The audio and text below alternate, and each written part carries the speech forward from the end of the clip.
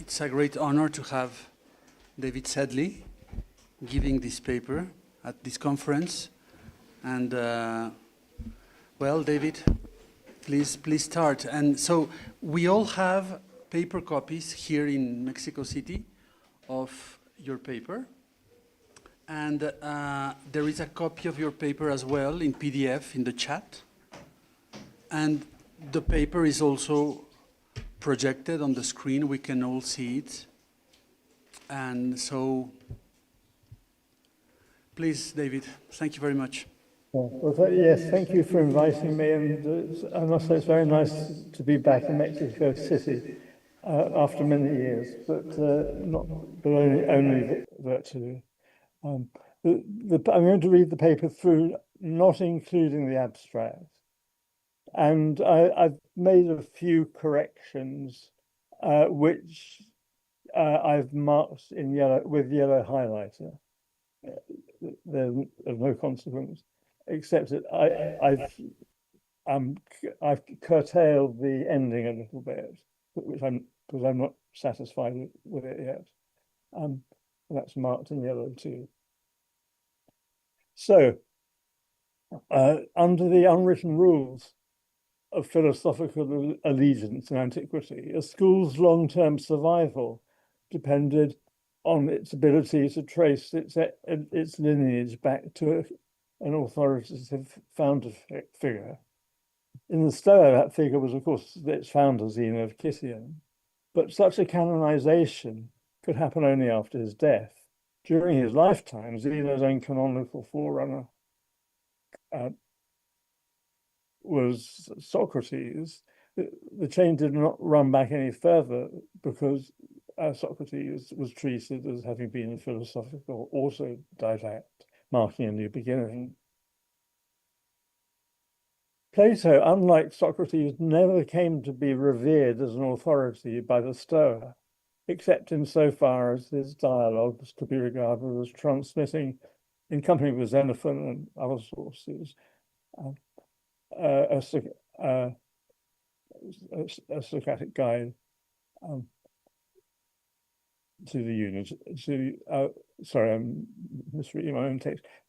It could serve, the Protagoras could serve as a Socratic guide to the unity of virtue, and the Phaedo as a Socratic paradigm of what the Stoics called a well-reasoned departure from life. But no such authority seems to have been granted to the author of the dialogues, Plato himself. This left even Plato's most seminal work, the Timaeus, without any formal standing in the early Stoic school. There's good evidence that the early Stoics were nevertheless positively influenced by the Timaeus, and understandably so, given the strong kinship between its Holozoic cosmology and their own. How did this kinship come about?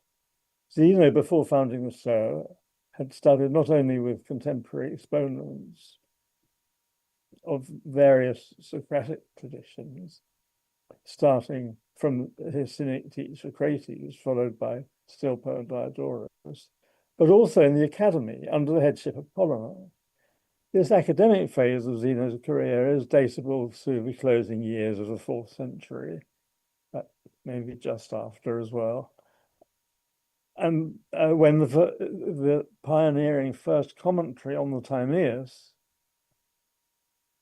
by Crantor, Polemarch's fellow academic, was under construction or active discussion. The supposition that Zeno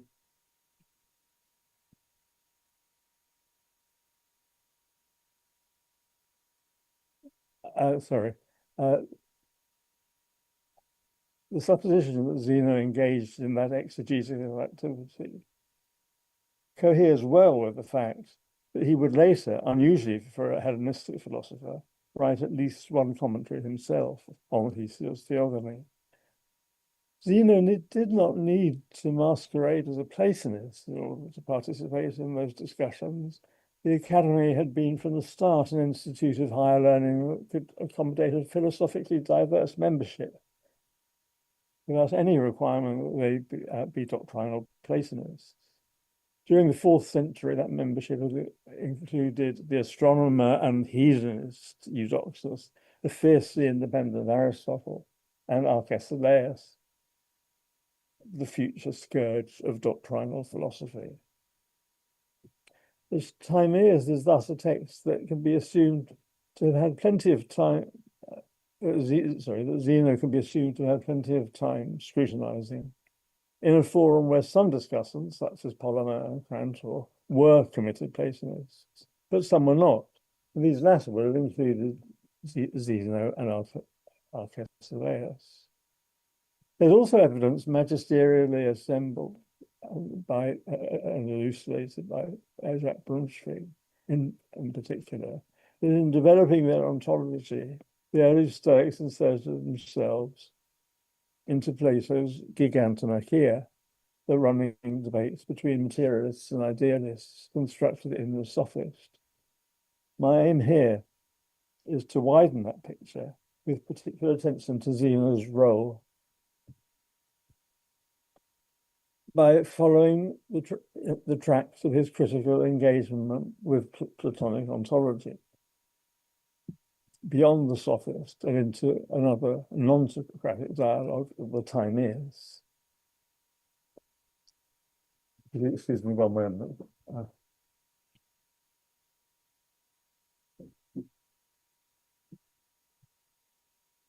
Speaker needs a glass of water. One further prefatory remark about Zeno is needed. A charismatic dialectician and highly innovative thinker, Zeno also loved to shock.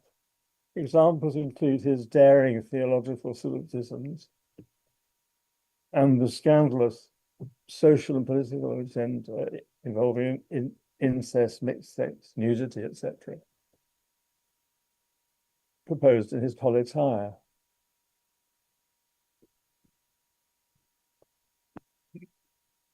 Meaning his very early Cynic days. Some set out to bowdlerize the offending texts. Zeno's colleague and successor Cleanthes seemingly preferred to remedy of playing down the counterintuitive content of his teachings at the risk of making them look pedestrian.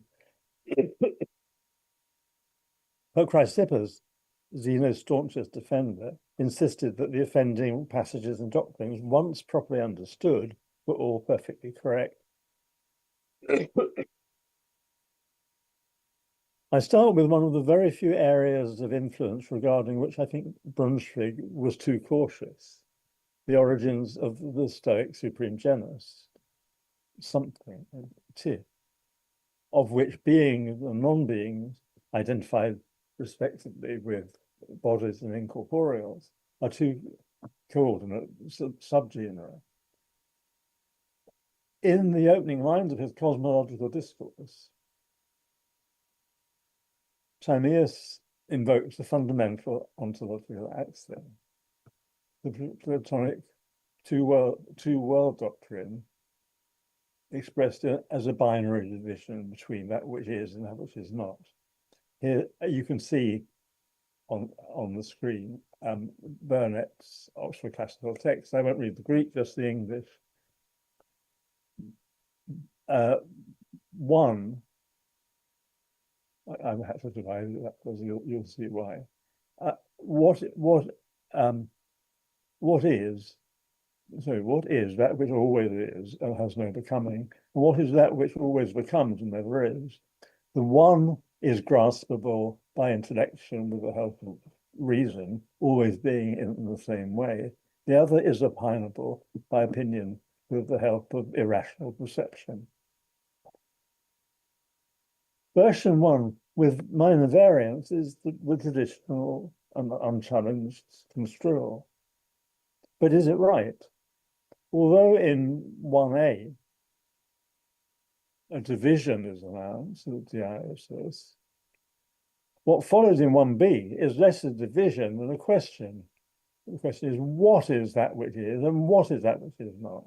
That's T, but what? It,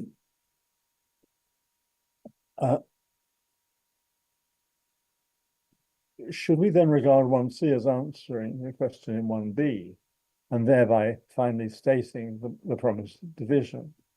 Perhaps, but 1C doesn't really read like a division either. Rather than answering the identificatory question, what is it that always is, it seems to content itself with describing these two still unnamed items.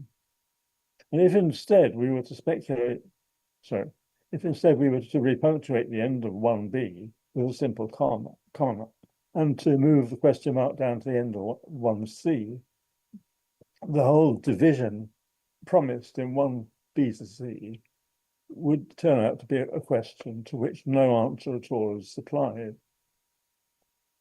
Given these worries, it's worth considering an alternative to construer, and this is version 2. It is necessary, in my opinion, to start by making the following division. B1, that which always is and has never become, is something. And that which always becomes and never is something. The former graspable by intellection with the help of reason, always being in the same way, the latter opinable by opinion with the help of irrational perception, becoming and perishing but never really being. Version 2 differs in the following ways. First, it takes T, not as the interrogative pronoun T with an acute accent, what, but as the indefinite pronoun T, something. Version 2's unusual placement of the indefinite pronoun at the head of a clause for special emphasis is not unparalleled in place. Second, version 2 contains no question, just an asserted division between the two kinds of item. Consequently, it does not need strong punctuation at the end of 2B, where I found it more natural to insert just a comma. That way, we combine 2B and 2C and get a very clearly affirmed division. There is one, that which always is and never becomes, graspable by the intellect, and two, that which never is but always becomes, graspable by opinion with the help of the senses. This is the non-interrogative assertion of a division, such as we seem to be promised in 2A. Its content familiar, especially from the binary division in the Fido affinity argument. There's also a telling difference. In the Fido, the division was between duo eis and onto, two kinds of beings. By the time he wrote the Timaeus, however, Plato had tightened up the criteria for what being entails, limiting the Timaeus, limiting its subjects to unchanging objects of thought, primary forms. Of course, this severe restriction on the use of be could not possibly have been imposed on natural discourse, and Plato makes no pretense of doing so, either in or after the Republic. But here in the Timaeus, when stating his basic ontological axiom, he has to be uncharacteristically straight. The reason? He could not, without evident self-contradiction, incoherence, make it axiomatic in B2, that, quote, there is that which never is. It's therefore entirely understandable if, when, as here, strict precision is demanded, Plato devises a more neutral formula for existential claims, one that avoids the appearance of self-contradiction.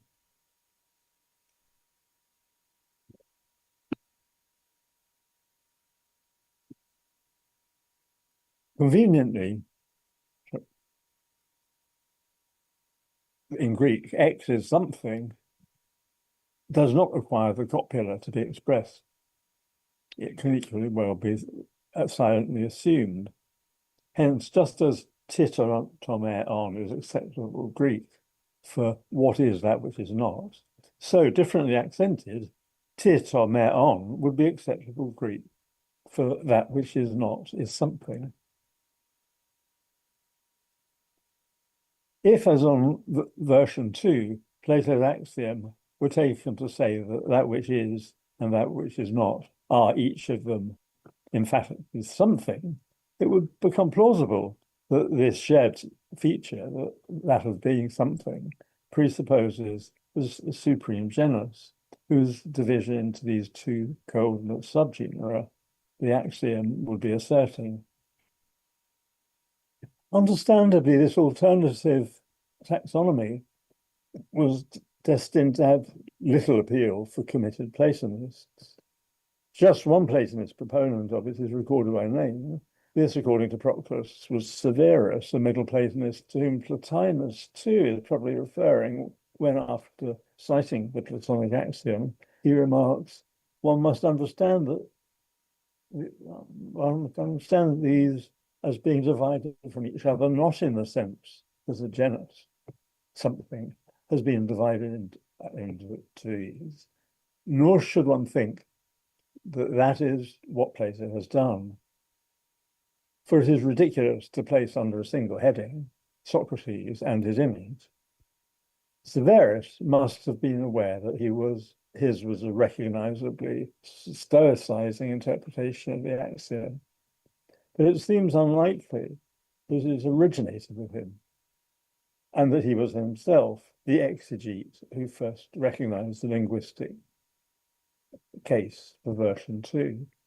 For Proclus, and some summarily rejecting Severus's reading, seems entirely unaware that the ambiguity of Plato's might lie behind their disagreement, and similarly simply assumes, as if it were common ground, that is the interrogative pronoun, which he in turn associates with the definitional question, est, what is it? It took a non-Platonist like Zeno to see that Plato could be read as labeling both that which is and that which is not, as united by their both qualifying as something. Thus positing, as other evidence confirms this still did, a supreme genus termed something, under which beings and non-beings stood as coordinate subgenera. Zeno then, in his academic phase, can be pictured as engaged in non-partisan close-up exegesis of the Timaeus and arriving at a defensible alternative reading of the ontological axiom. So meticulous an interrogation of a Platonic text surely has no known precedent or parallel in the 4th century BCE, certainly not in the works of Aristotle, it's safe to say. It's likely to reflect the spirit of the contemporary academy, as represented by Prantle's exegetical and probably also philological work on the Timaeus, work which may have been targeted partly at helping speakers of the rapidly growing Hellenistic koine understand with precision the by now antiquated and challenging Greek of the Timaeus. Section 3. Even supposing that in the academy there had been any initial harmony between Zeno and his Platonist classmates on the attribution to Plato of the supreme genus it could not have lasted long. For Plato's ontological axiom populates the realm of beings exclusively with changeless things, thereby denying all bodies the status of being. The early Stoics, in asserting that, on the contrary, bodies and only bodies of beings were precisely reversing the Platonic axiom. In this spirit, they set out corporealizing everything they could, and reportedly conceded just 4 exceptions: place, void, time, and vector. The first 3 exceptions are self-explanatory, but why among the many potential candidates for incorporeality were these newcomers, lector, alone privileged to gain that demotion.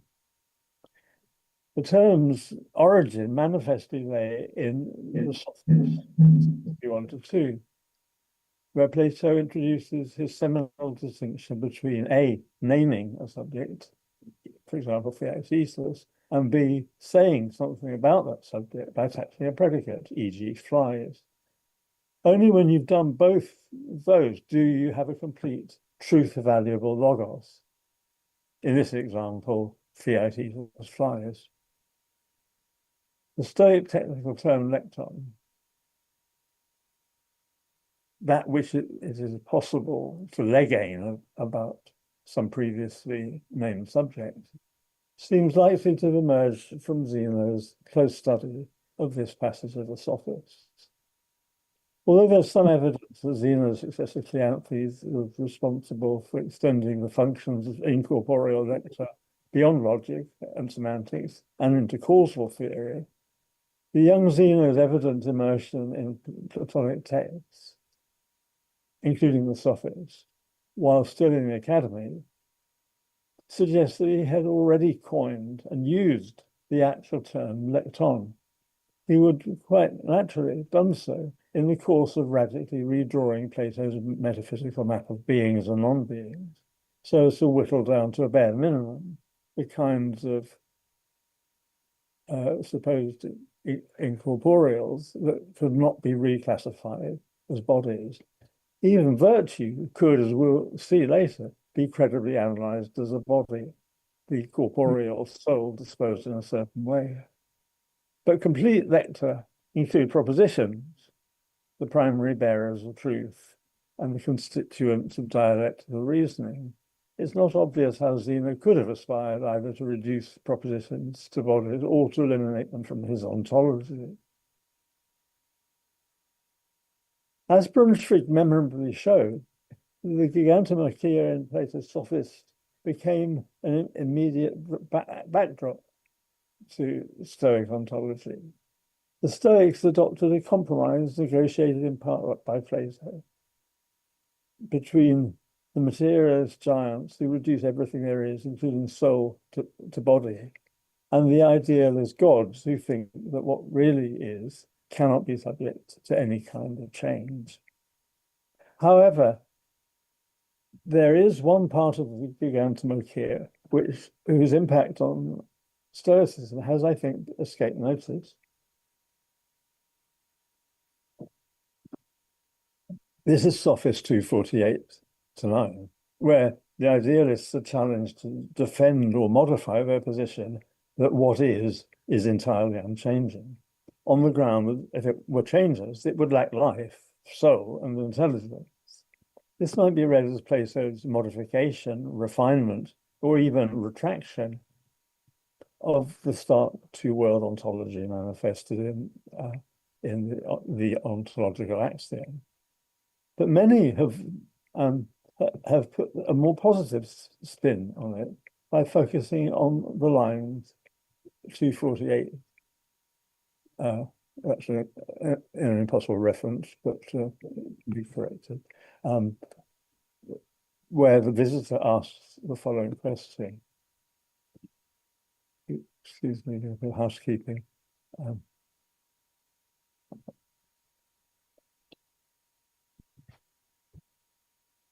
The visitor asks the following question.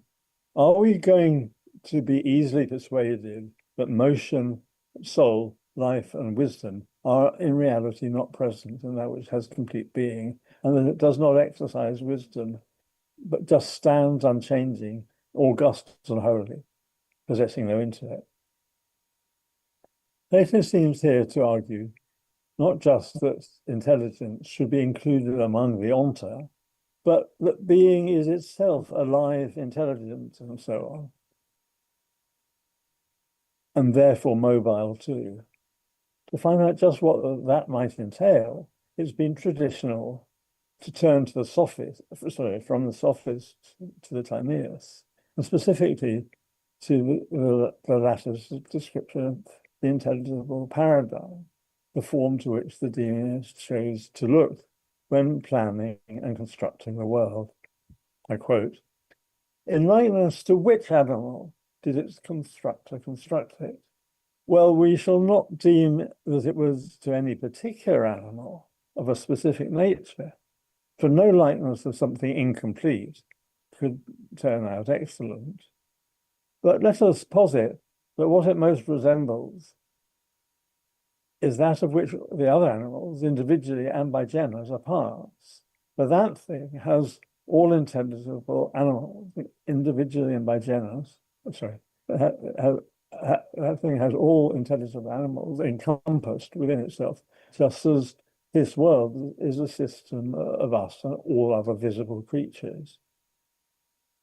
For the God's greatest wish being to make it the most excellent and in every respect perfect of intelligible things, he made a single visible living being containing within itself all animals akin to itself. On the one hand, so far as the text of the Timaeus is concerned, this intelligible living being is, to all appearances, a genus, the generic form of animal. Timaeus' reasoning is as follows. The demiurge's creation had to be the best possible. Intelligent is invariably better than non-intelligent, therefore he made it intelligent. Intelligence can come to be only in a soul. Only an animal can have a soul, therefore the demiurge's visible creation had to be an animal. A good craftsman chooses an appropriate intelligible model, i.e. form, to imitate. On which animal then did the demiurge choose to model his visible world? Sorry, his visible world animal. Not on the form of any animal species, which would inevitably be imperfect or incomplete. Therefore, by elimination, he must have modeled it directly on the genus animal, which is perfect and complete. And finally, the genus animal, which is so the genus animal contains all the animal subgenera, i.e. terrestrial, aquatic, aerial, and fiery, and species, which is why he created, why its created copy, the visible world, had analogously to contain all of the animal subgenera and species. Timaeus never mentions any other forms than this animal species,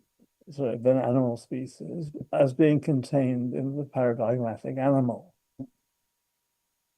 And the locutions he uses closely match those applied to another craftsman's model, the form of couch in Republic 10, which is called both a couch and the essence of a couch, just as the demiurge's model is called both an animal and the essence of an animal.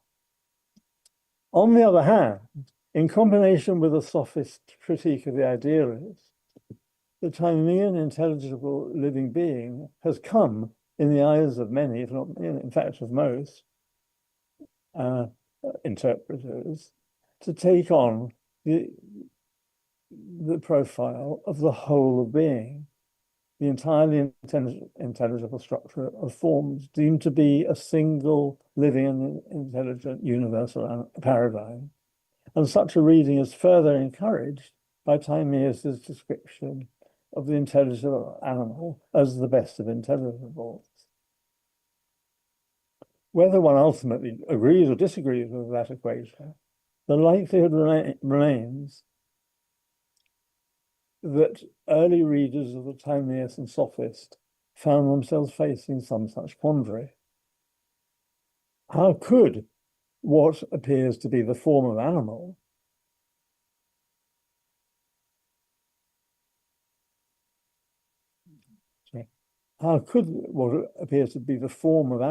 incorporate not only genera, subgenera, and species of animals, but also all the other forms? Justice, beauty, likeness, etc. I'll put that question aside for now, but I'll return to it in the next section, but one, and make its relevance clear. First, the animality paradox. A handful of sources attribute to the Stoics a provocatively paradoxical slogan: virtues are animals or living things. Both these translations of Zohar from Zohar have to be used in discussing this. Seneca alone provides what seems to be the core argument. in a Latinization whose original Greek terminology can be recovered with reasonable degree of confidence. It is agreed, this is Seneca speaking, it is agreed that the mind or soul, psyche, is a living being, a zoa. But since it itself causes us to live, Zen, that being where animals, zoa, get their name from,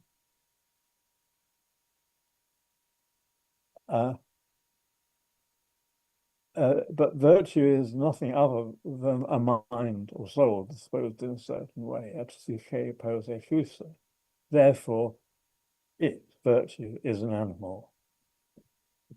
It's agreed that the mind, I'm sorry, I've done that. Or a little more formally, the mind or soul is an animal or living thing. Virtue is entirely reducible to, which is my way of capturing, is nothing other than our mind or soul disposed in a certain way. Conclusion, therefore, virtue is an animal. Both premises are of considerable interest. The minor premise invokes an audacious principle of reducibility, which will play a key role in my narrative. The main premise, represented as already agreed, Seneca says, constat, is that the mind is an animal or living thing. This is because it is itself that which causes an animal to be alive. The unstated ground for this plausible fame is that what makes a living thing alive must a fortiori itself be alive. As Brad Inwood has observed, more than anything Stoic, what this reasoning recalls is a Platonic causal principle familiar from the last argument of Philo. If X contingently possesses some property, some property F, X does so indirectly because of the presence in X of something essentially inalienably F. If you are hot at the moment, that's because of the presence in you of something essentially hot, fire. If you are contingently or temporarily alive, that is because of the presence in you of something essentially alive, the soul. If you're thinking wise thoughts, that is by courtesy of the fact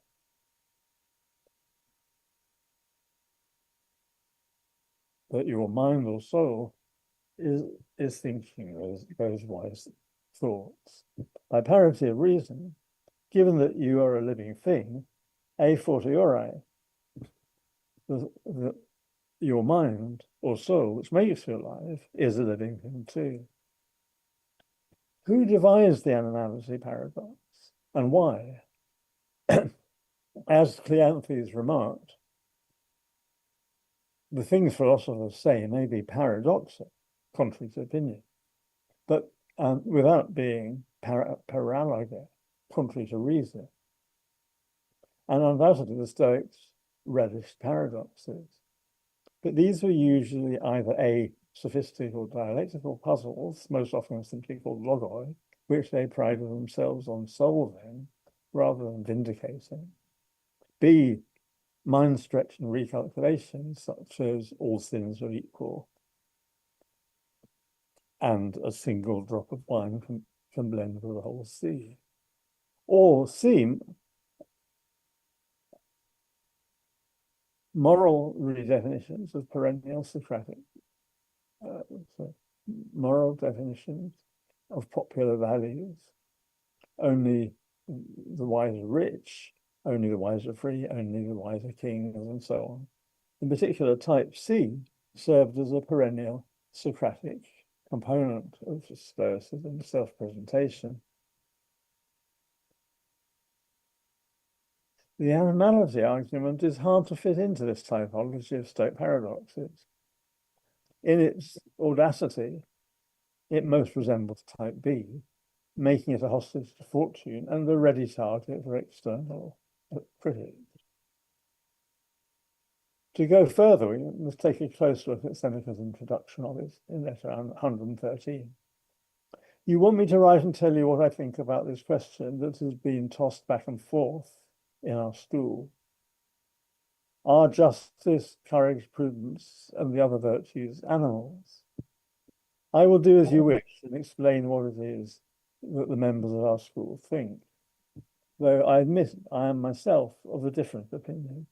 So I will tell you that what the things are that stirred up the ancients, or rather, what the things are that the ancients stirred up. I note two vital clues. First is Seneca's attestation that virtues are animals, although a proprietary Stoic doctrine, had been something of a hot potato in the school, tossed back and forth, as he says. He means by this that multiple arguments and counter-arguments regarding the paradox have been traded among Stoics.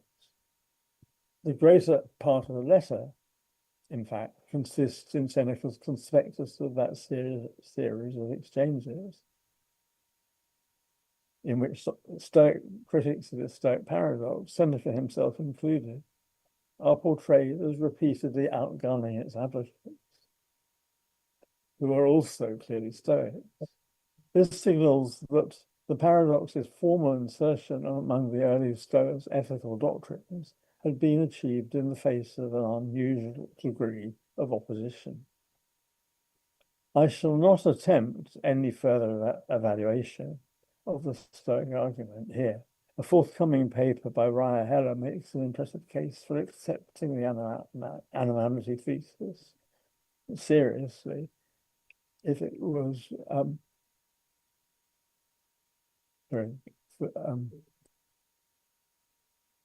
as a well-conceived and even constructive opponent of Stoic doctrine. Nevertheless, it was as controversial, if it was as controversial, even within the school, as Seneca attests, and inevitably became in due course, as we'll see it did, a target for withering external criticism.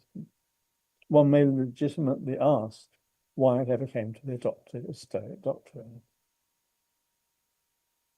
This brings me to the second vital clue. At the end of the same introductory passage, we saw Seneca blaming this whole controversy on the ancients, the antiqui. His reference has regularly been assumed to be to the early Stoics, but I don't think that can be right. Antiqui or veteres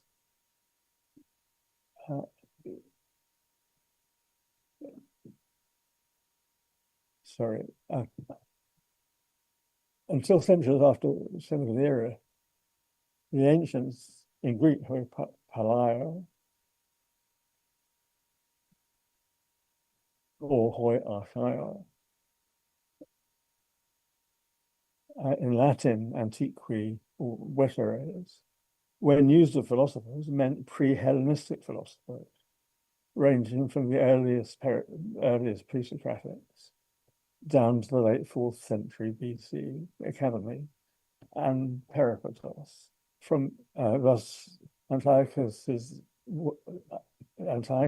older academy was so named precisely as representing a return to the pre-Hellenistic philosophy of Plato, Aristotle, Theophrastus, and the philosophers of the early academy under Xenocrates and Polemo. I know no parallel for the term the ancients being used to designate Stoics.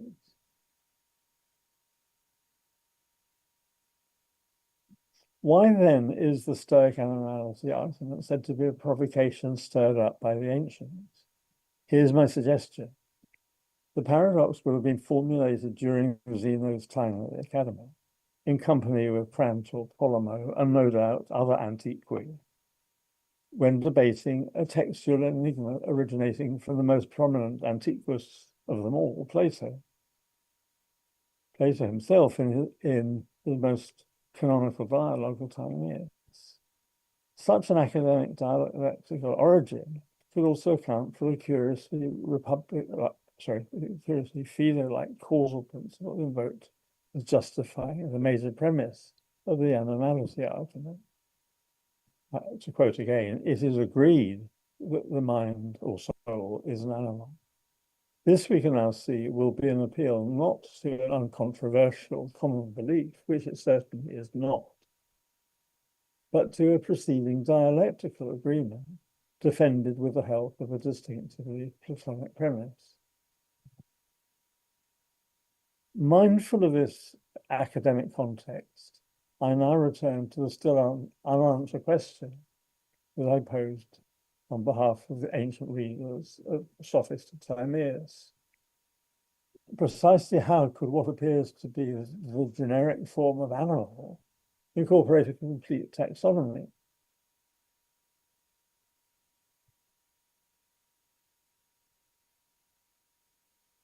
Not only of animal species, but of all other forms too. To that exegetical debate, one can well imagine the young Zeno contributing the following reflection.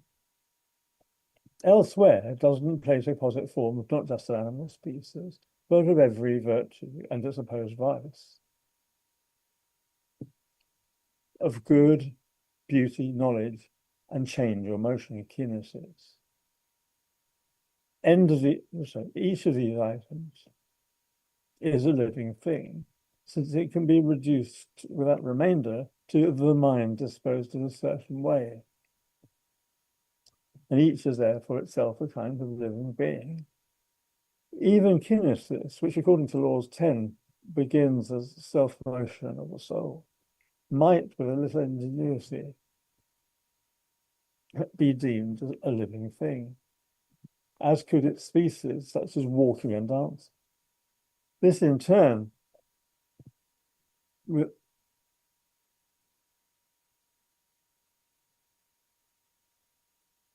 this in turn,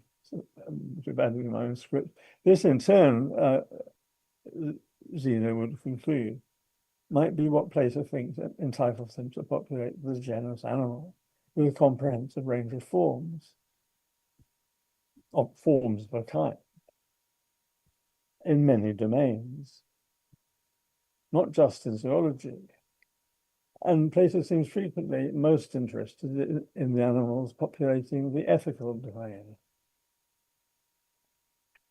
There's no need to assume that this exegesis would have ultimately been endorsed by Zeno as the correct reading of Plato, especially if he and Plato and his fellow discussants went on to note the difficulty of applying the same analysis to some further attested Platonic forms, for instance, those of fire and water, or equal and unequal.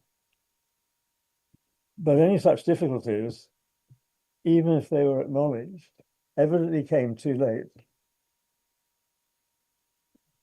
Sorry, look.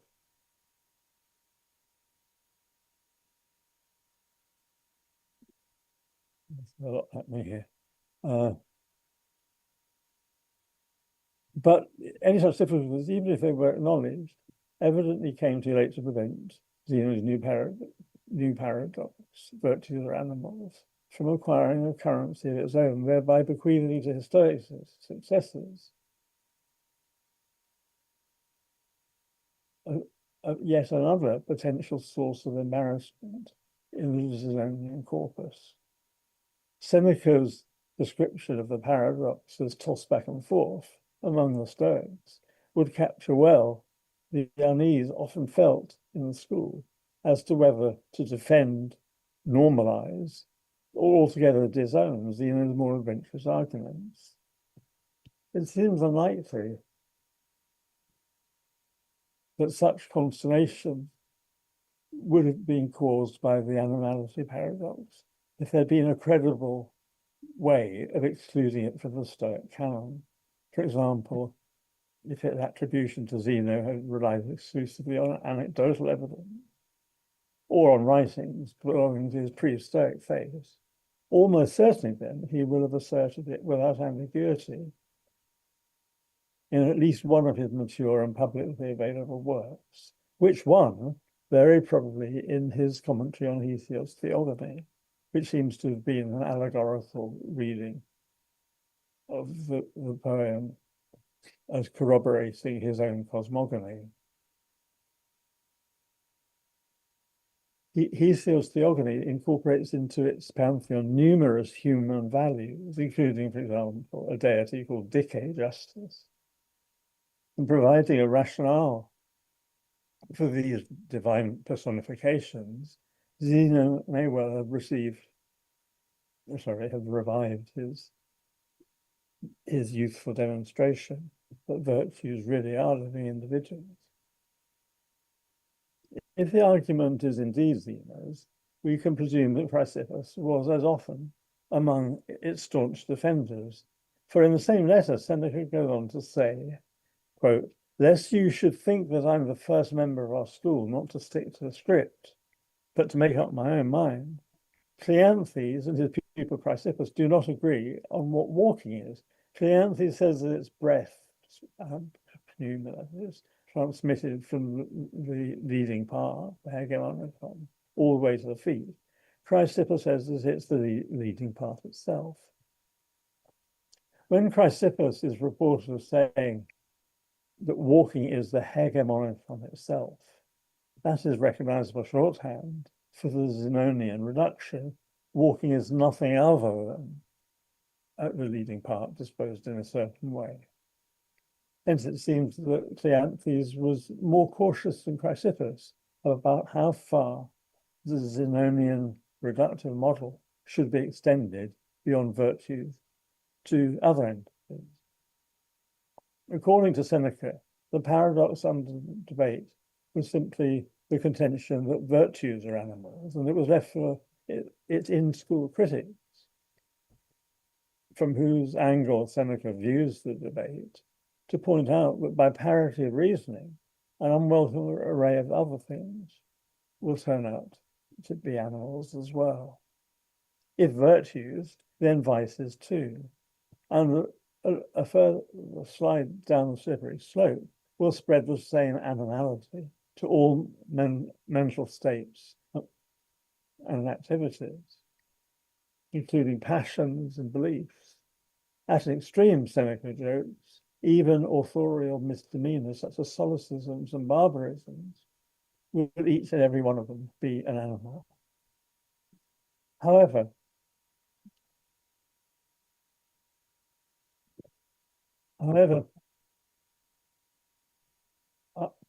our other major source, Plutarch, gives the slippery slope argument a more limited role than this.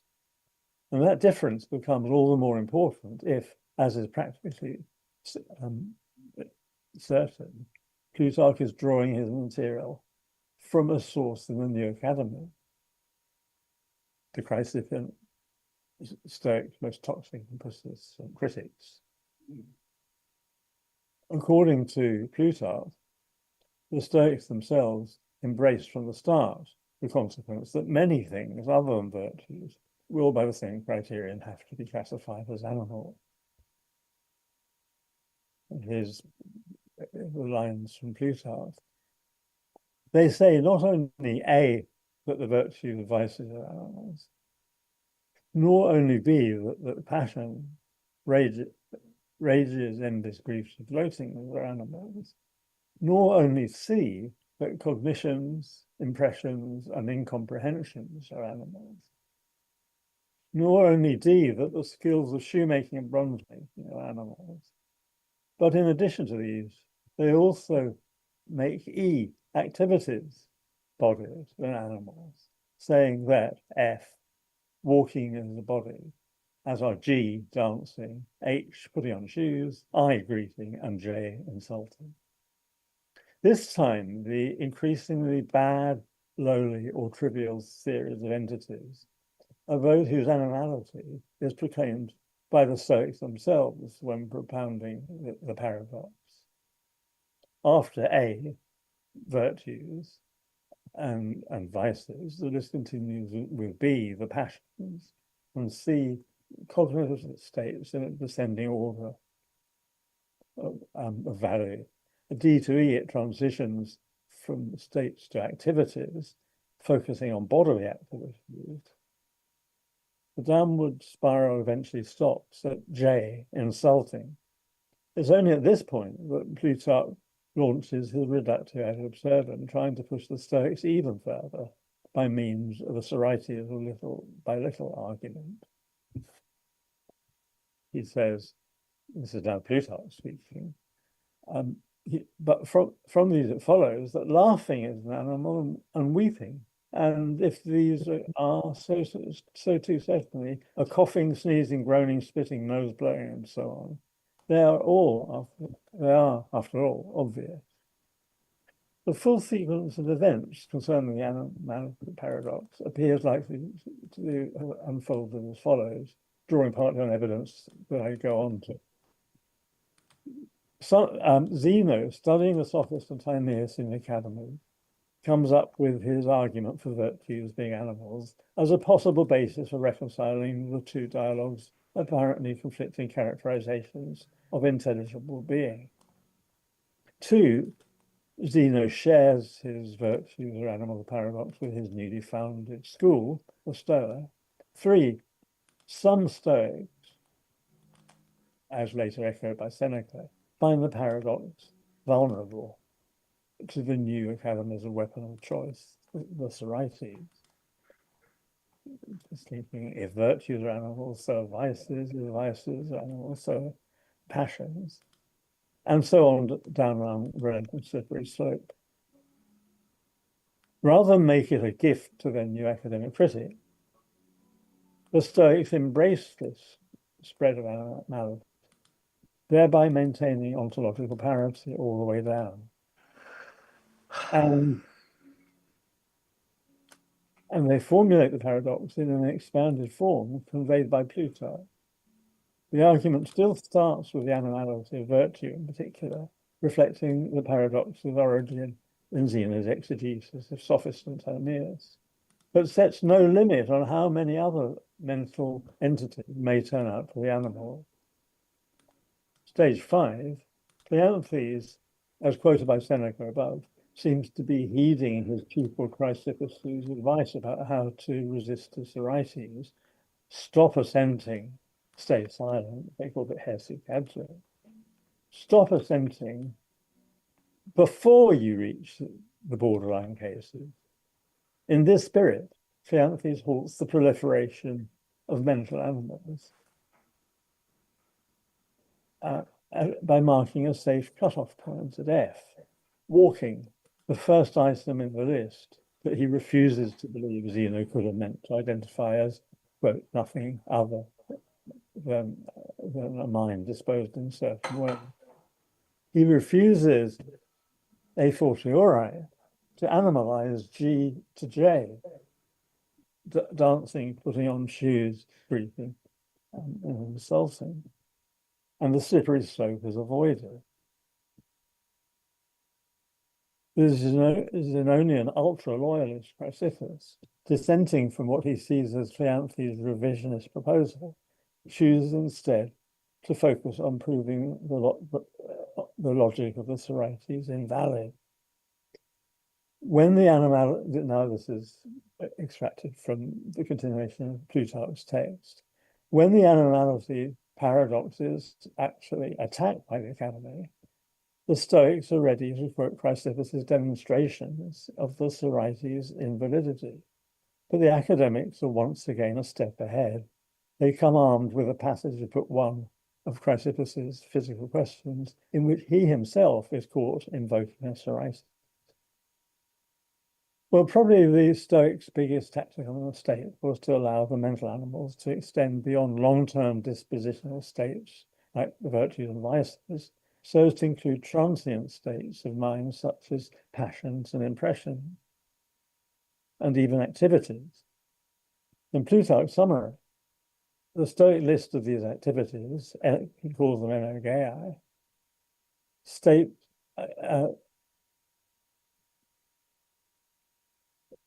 states like virtue and vice, it's Plutarch's summary opens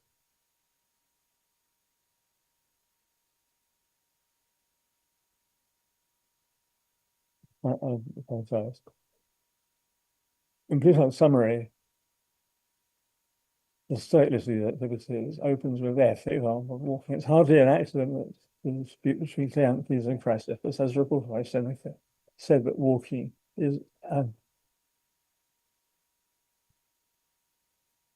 an accident. The dispute between Cleanthes and Chrysippus, as reported by Seneca, came to a head precisely here with the walking example. Cleanthes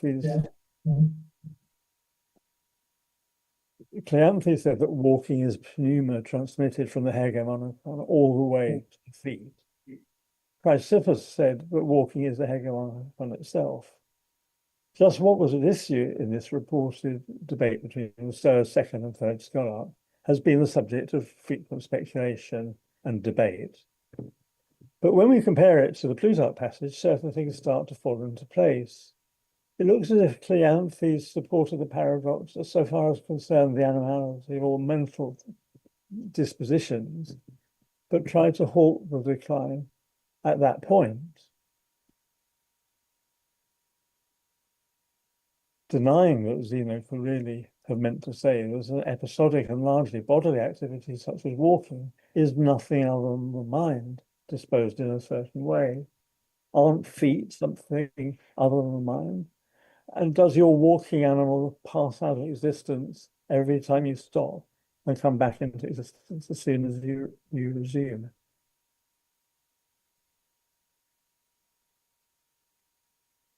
Higher up the list, Cleanthes had no doubt felt on safe ground in endorsing B, the claim that passions are animals. The representation of anger, greed, and other emotions as untamed animals driving us from within was, after all, a literary device already exploited by Plato in the public mind and the Phaedrus myth. The Stoic passions, even typically accompanied by bodily changes, are conceived as being themselves essentially states of reason. No doubt Cleanthes had also endorsed the inclusion of C, cognitive states, such as impressions. These might very well be represented as wholly mental, with the sense organs no more than their instrument. It's with E, walking, surely in large part a transcendent activity rather than the dispositional state comparable to virtue, and one that essentially involves the body. But Cleanthes tried to halt the proliferation of mental animals. The dispute between him and Chrysippus, reported by Seneca, shows that Chrysippus, by contrast, insisted on pressing his vindication of Zeno's animality argument as far as Zeno had himself licensed. And I think that is all the way.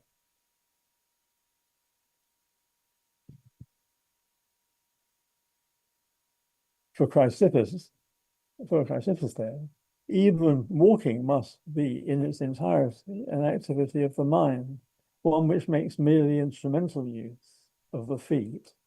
If this sounds unlikely, we should remember that walking, peripateia, was the activity that philosophers, including Zeno, most regularly performed while thinking, teaching, or debating, and that wise walking is a listed Stoic example of a right action, a katalthoma. I'm sorry that I've been going slower than I expected. You'll allow me to read the last bit. In line with Zeno's evident propensity to shock, I've so far represented his animality argument as a paradox. However, two of the sources that record it juxtapose or intertwine it with a closely related Stoic argument of indisputable seriousness. The sophists' major challenge to corporealism had been directed not at the corporeality of soul, which was upheld by a number of earlier philosophers, but by that of virtue. Virtues are causally efficacious. The dialogue's two discussants there agree. It's surely no materialist is so brazen as to say that virtues are bodies.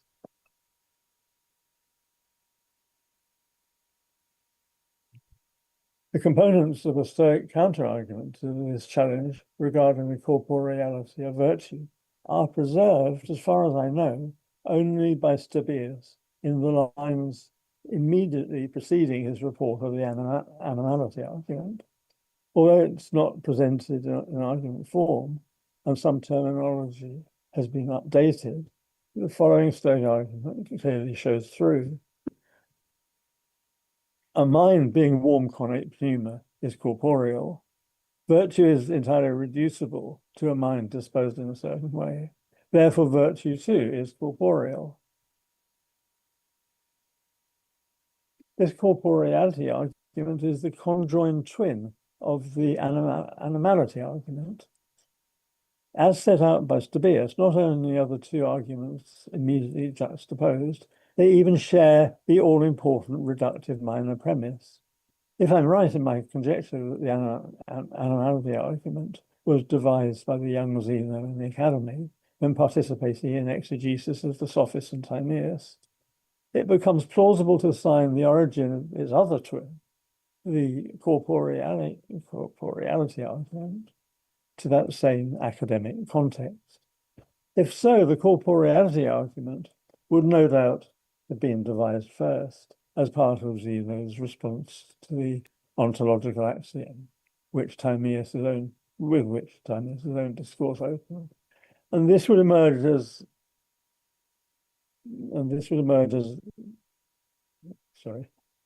in response, and in which case Zeno would emerge as the author of the reductive analysis of mental states and events as nothing other than a corporeal mind poetica, disposed in a certain way.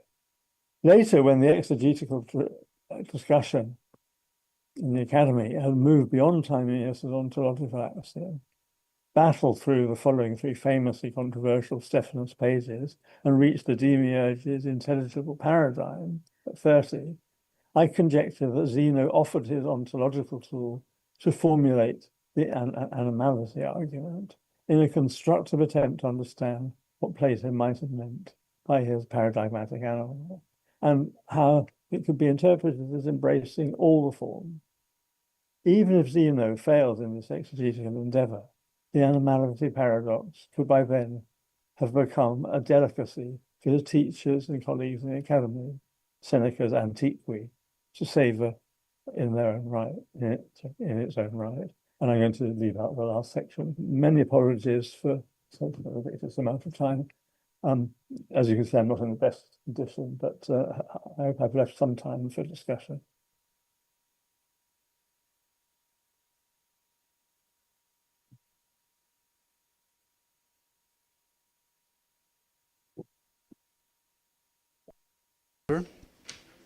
And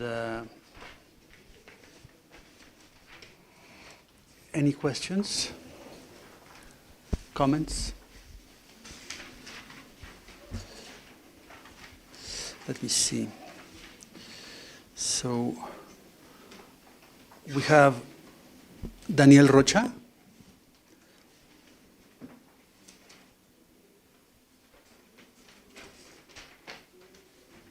Buenas tardes, sí. Yes. Yes, Professor Sedley, thanks a lot for your paper. It was quite interesting. I'm asking from ignorance in this respect, but my question is about the background on the section 2 about the genus T. Why cannot we interpret that the Stoics are not influenced by the Platonic background, but they are sharing a common background with them? I'm thinking like Parmenides challenge, like what it is, and what it is not, and the answer on the pre-Socratic, like pluralist and Eleatist And Plato answering to that challenge of Parmenides and saying, well, we can say the Stoics are not, there's some way to consider that the Stoics are not influenced in this regard by Plato, but like they are in the same problem as Plato, and they are trying to give an answer to an ontological coherence to the Parmenidean challenge of what it is, or well, is like a little bit out of the background you're giving, but it is quite interesting to think that maybe not influenced by Plato, but even further by Parmenides, while having in mind that the Stoics have quite a Heraclitean influence. That's my question. Thank you a lot for your paper. Thank you. Well, it was Plato who set out to challenge Parmenides, and that is what he did in the Sophist. But I'm not clear why that would throw any light on the Sophist, on the Stoics' response to Plato. I mean, because Plato, Plato has his own position on not being, but I don't think there's any continuity. The main premise on which Parmenides had argued for the impossibility of not being is one that the Stoics don't share, and so yes, the Stoics they are disagreeing with Parmenides, but I don't know any evidence that that was their purpose. I mean, their purpose obviously was to establish Stoicism against any challenges, and I very much doubt if they thought that Parmenides represented a challenge.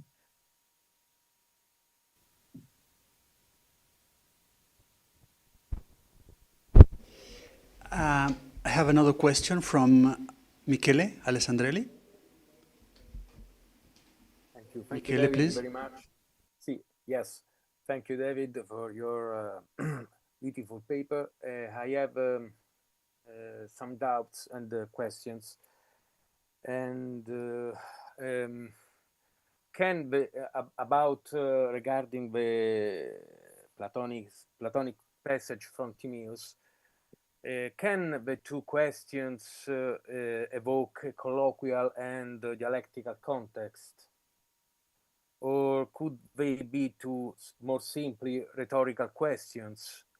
Or do they have something or anything to do with the fact that Timaeus here is expressing only his doxa, katemen doxan? But more in general, I think another possibility, perhaps we not need to ascribe this construal to Plato. Perhaps it was Zeno who construed the passage in this way. Perhaps with T meaning something, or with T meaning what? Indefinite T. Yes. And perhaps to set Timaeus, that according to his Stoicizing construal would be favorable to T as a genus, or something like a genus embracing being and non-being, against the sophist, who seems instead to limit the use of T only to what is. In a passage from Sophist 247, we read, I think this is also evident. We say this word something every time we refer to a thing that is. In fact, it is impossible to say it on its own, naked and isolated from all things that are. isn't, I could transcribe a Greek text in the chat. Here. We have, according to the hypothetical interpretation of Zeno, a Timaeus favorable to the T as genus. Instead, the sophist seems to limit the use of T only to being. And it is an interesting anti-Platonic move, a move as such. I don't know what you think about it. Well, I certainly wouldn't say that there's any plausible way of reading the axiom in the Timaeus as a rhetorical question. That was the first suggestion. But I'm not sure that I can say any more. I mean, it's the identification of something with being is, I think, strikes in when it occurs in the Sophist and also in the Parmenides, comes over as entirely obvious. I mean, to be is to be something. Of course, we're at a stage in the history of the Greek language where be, the verb to be, is changing its philosophical function quite radically. I just wanted to say one other thing. You said what in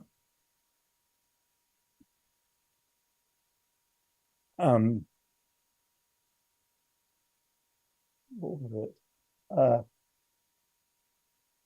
Sorry, I'll remember when I look at the passage.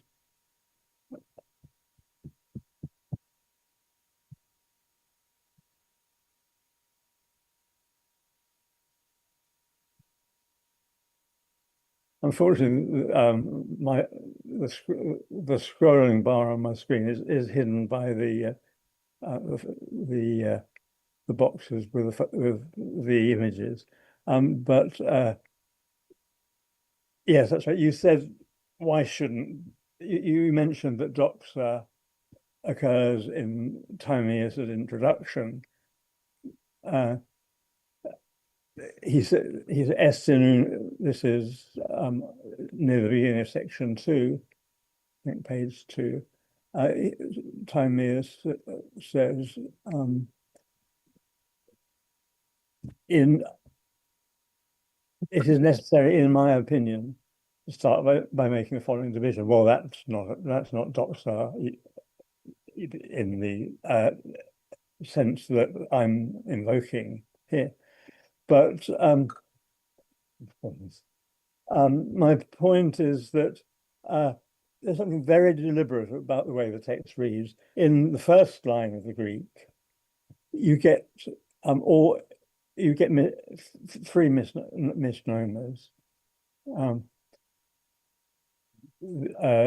Estin used clearly not as something that is timeless or everlasting, and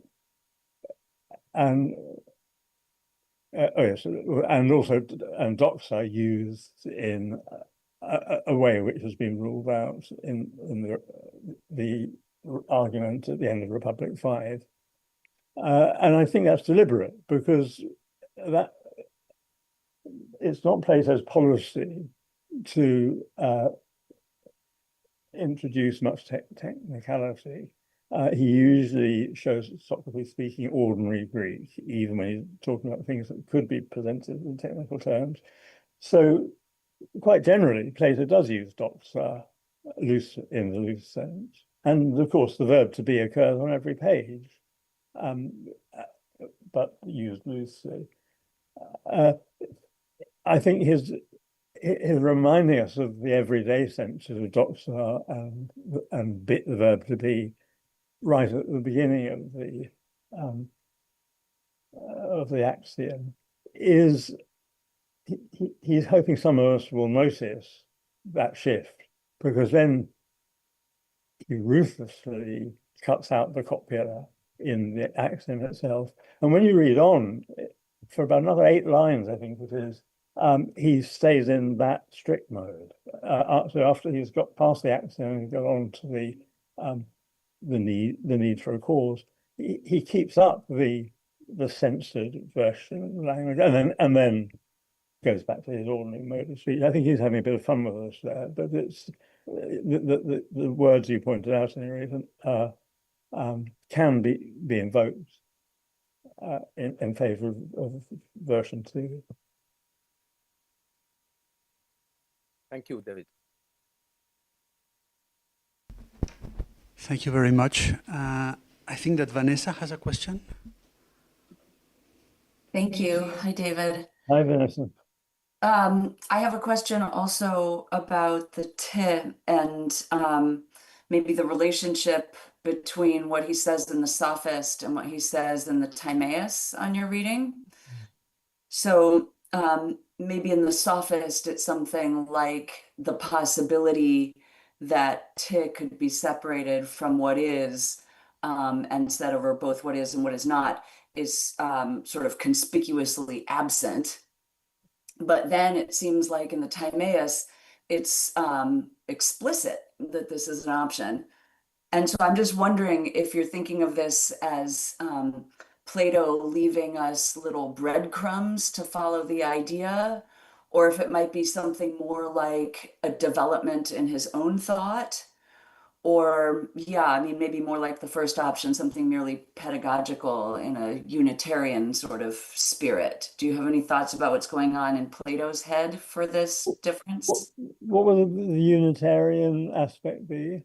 It would just be that the doctrine is there all along, and he's just giving the exposition in different ways, so that he's sort of always had in mind this possibility that you could separate something from what is. Right. I'm not sure. I'm really not sure of the answer to that. Thank you for the question.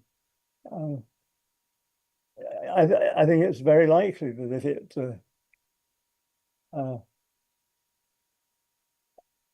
I think if one accepted the reading, the second reading of the Timaeus passage, then it would make it much more likely, because Plato would have thought about the indefinite T and its logical behavior, and that would make it even more likely that the early readers of Plato in the Academy fail to see that there might be an issue about T, but it's this little, as I think you were saying, it's this little word that just normally passes us by.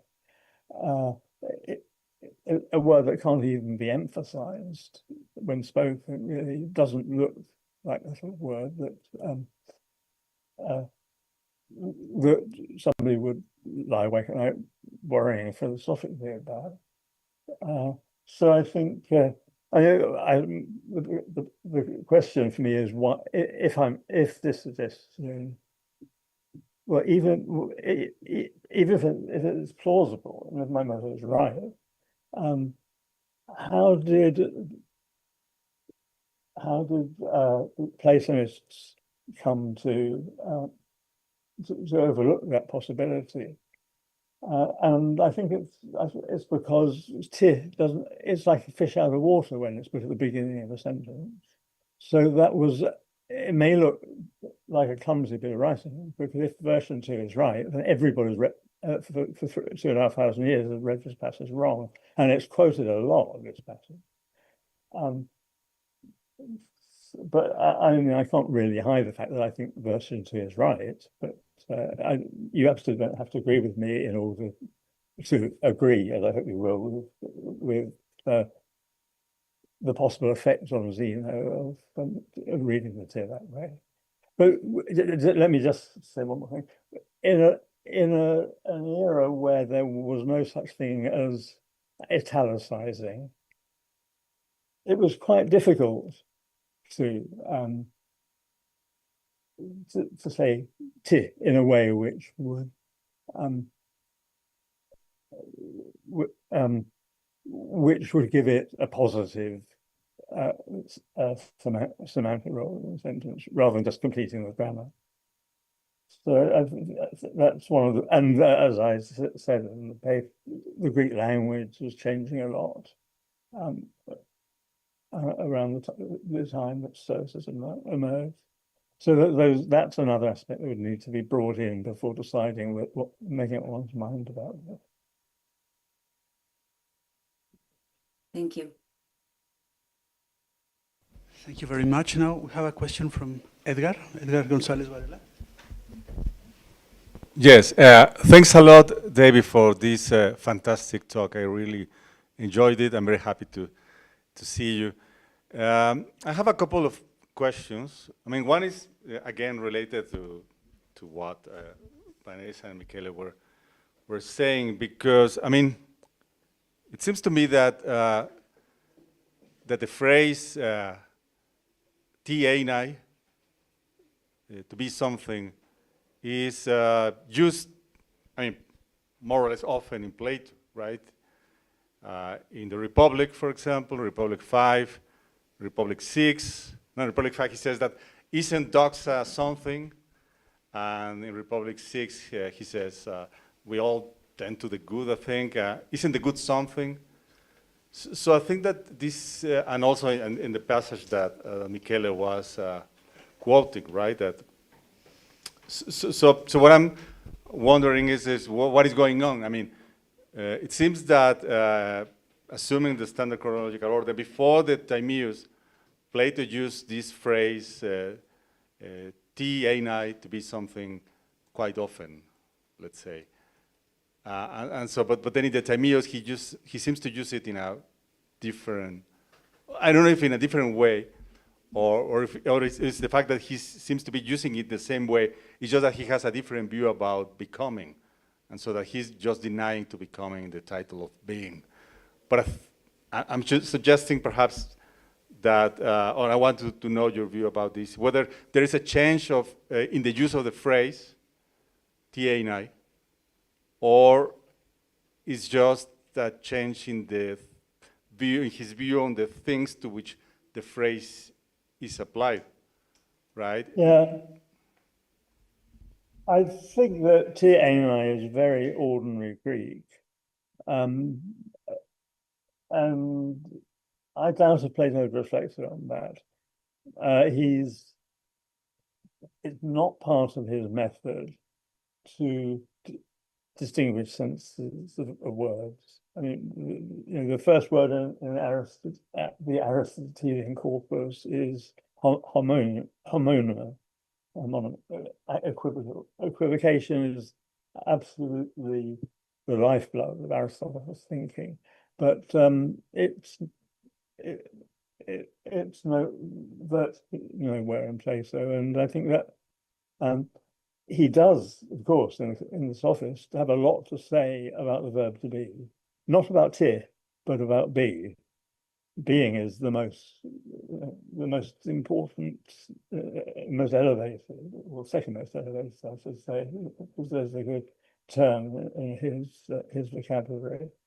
But I think "ti" is the poor relation here, and I think that's why, if version 2 is right, it's why people didn't spot it. There was no way of if you were reading the Republic out, you could put the emphasis there. But remembering to keep a written text unambiguous even to the reader's eye is something that people often failed to do throughout antiquity and modernity. So that's the end of my speech.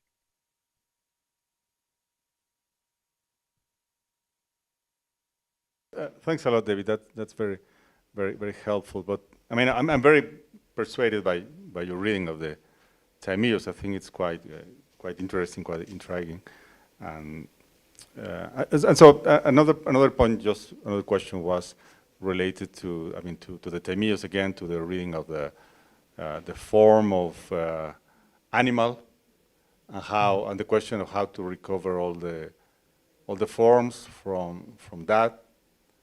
And so my question was, I mean, you explained, I think quite plausibly, Zeno's take on that, right? How to recover, let's say, animal activities from that genus, from the genus, and say, well, they are all animals in a sense.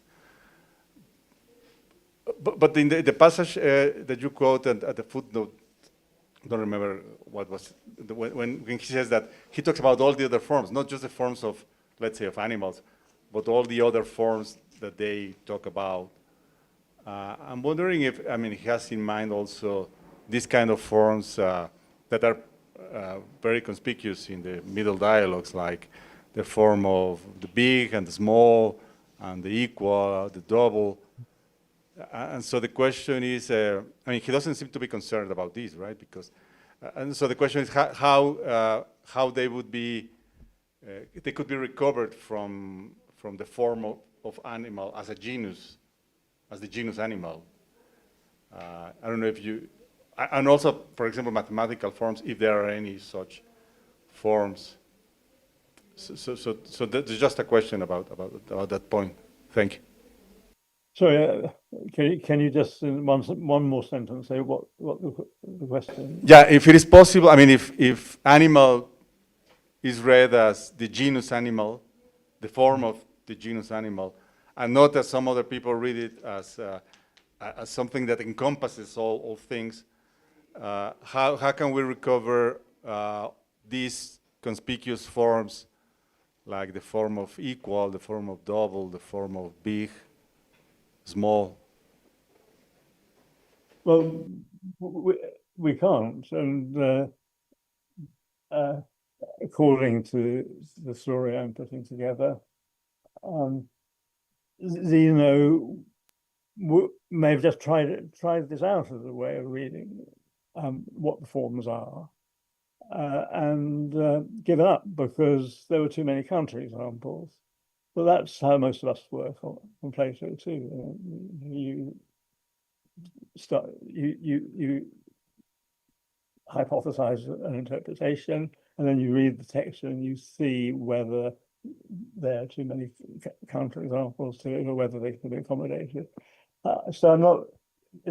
There's nobody in my story who is actually committed to that view. It's just a possibility, which looks quite promising if you look at some dialogues, but not if you look at others. And that's also a feature that every interpreter of the theory of forms has to face.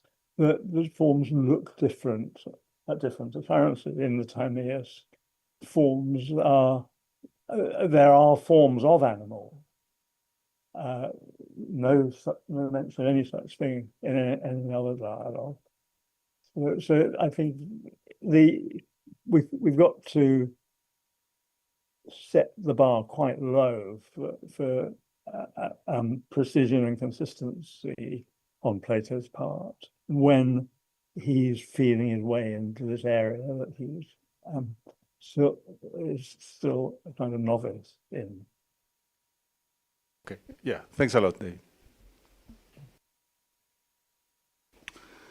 Thank you. Any more questions?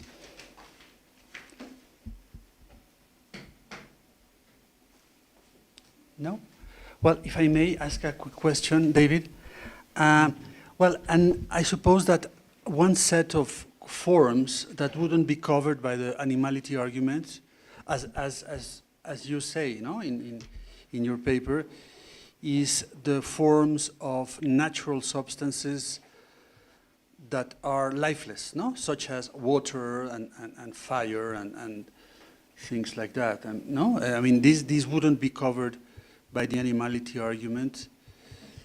But well, anyway, my question was rather with the last section of your paper, which is the section you didn't read. which is the section you didn't read. But just a quick question about this. What's your position regarding this idea that the third category, the posechon, was introduced by Chrysippus as a response to criticisms by Aristotle to the Stoic theory of virtue? And what I mean is this, is that one way of looking at the introduction of the third category is that Aristotle argued against Zeno that if virtues are not qualities, then they are relatives.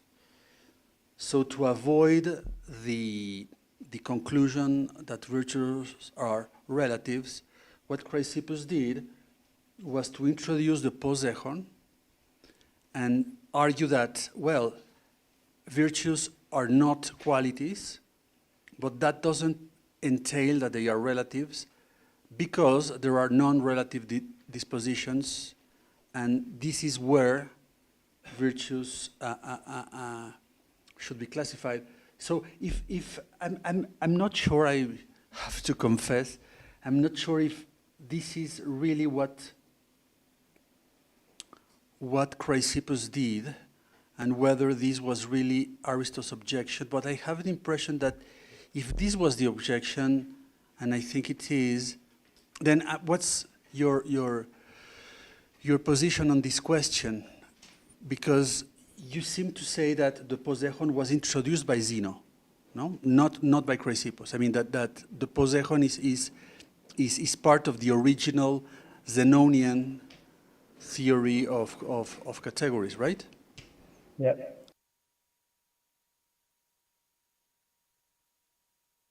So, well, I think that the Chrysippus's criticism of Aristotle is a dispute about how to read Socratic theory, virtue theory, and the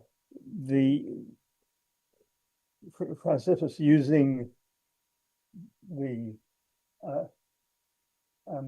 category theory, which the majority of scholars think was articulated by Chrysippus, but which drew on various categorical usages from earlier dialogue. That was, I can't quite remember how my sentence started, but it was Chrysippus, I think, who actually who classed Aristotle as somebody who puts virtue, virtue in what he, Chrysippus, considers the fourth category, and that's because no doubt be talking about this in connection with Jean-Baptiste's paper, but it's unlikely that Aristotle used any kind of technical terminology at all, but he did say that they're all trying to explain Zeno's Socratic remark that courage is wisdom in relation to danger, and that justice is wisdom in relation to whatever, and that they're disputing, the Stoics are disputing among themselves whether that means that in each of the four virtues, or however many there are, you have a different kind of wisdom. That's Chrysippus' view. Each virtue is a different quality. Or whether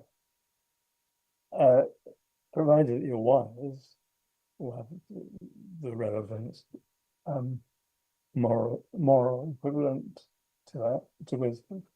Provided you're wise, according to Aristotle, you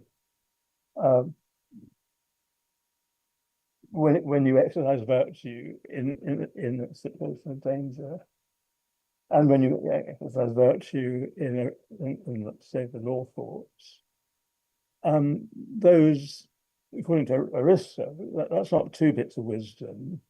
One of them called courage, another called justice.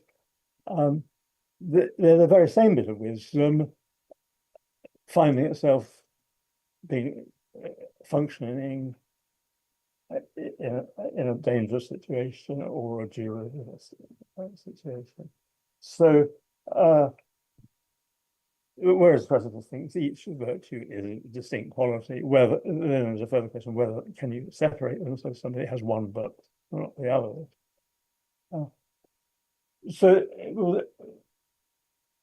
I don't think that, and since this is all an attempt to understand Socrates, ultimately to understand Socrates, I don't think there's any reason in the first stage when Zeno and Cleanthes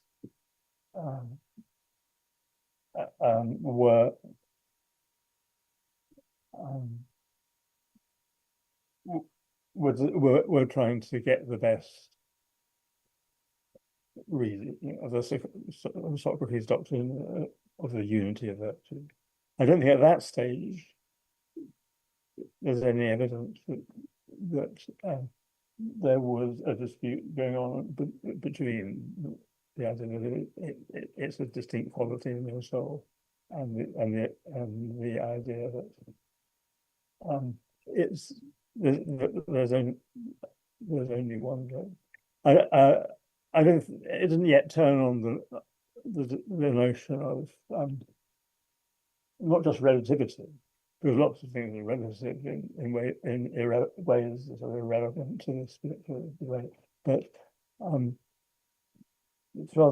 it's a particular kind of relativity, and according to Simplicius, who happen to be our best source at this point, the prototypization on the fourth category is a kind of relativity where something can change into something else without undergoing any internal change, just because of external circumstances.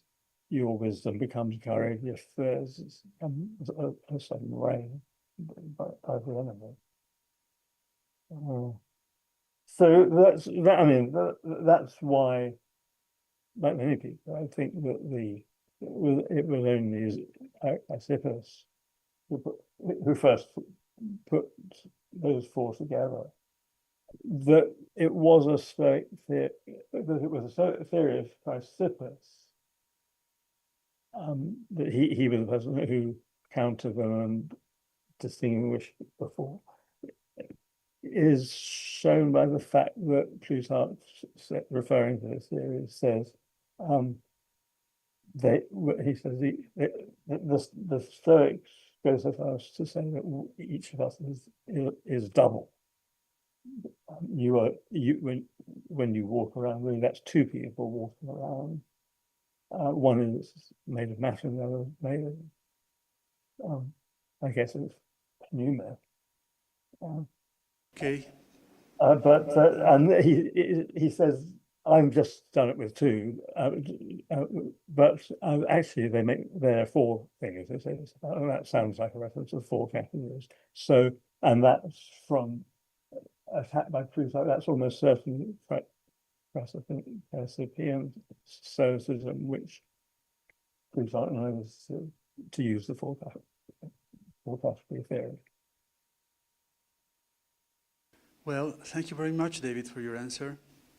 And so we'll thank David for his paper. Thank you very much. not really being a physicist.